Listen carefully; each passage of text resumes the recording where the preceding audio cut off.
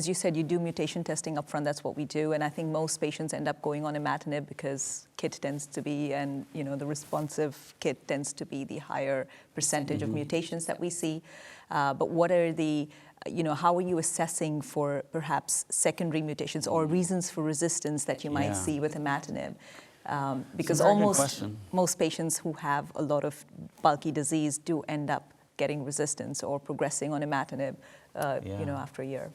That's a good question. Usually 2 to 3 years median, patients do develop some type of resistance. And if you can't control it with some type of localized approach, and it is in fact in the generalized or widespread progressive setting, then it's time to look at a new agent. And what we do in our practice is we assess circulating tumor DNA as a first step.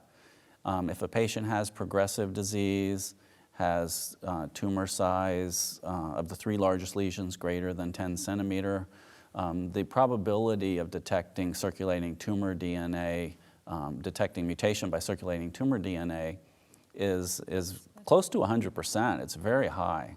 And so we do that as a first approach in order to understand the landscape of resistant mutations.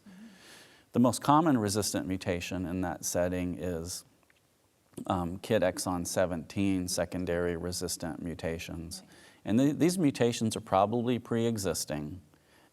Treatment with imatinib eradicates the tumor cells that, the sensitive clones that don't have that mutation. And then the nodules that are enlarging have either exon 17 or exon 13 resistant mutations. So either the ATP binding pocket or the... Precisely. Yeah.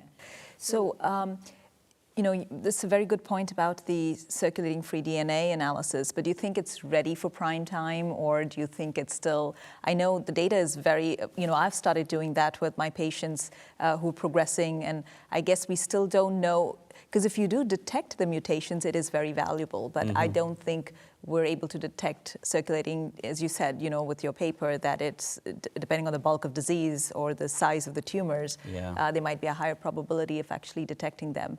But I think it's probably not something that is being used widely, and still, I guess we still need to use it along with clinical trials to get more data to see how we can effectively use that data to change treatment.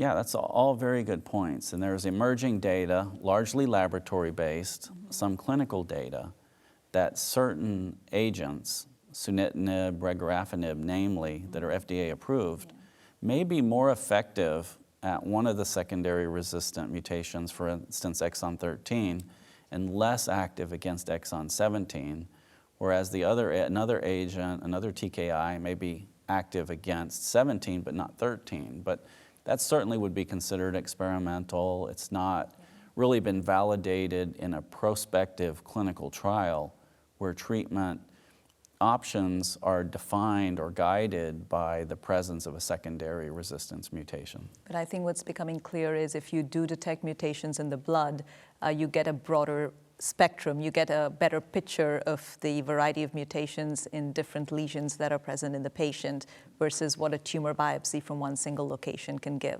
So I think, more to come on that, but you're very right, exon 13 and exon 17, the most common secondary mutations, will play a role in deciding, hopefully in the future, which drug to pick as your second-line treatment.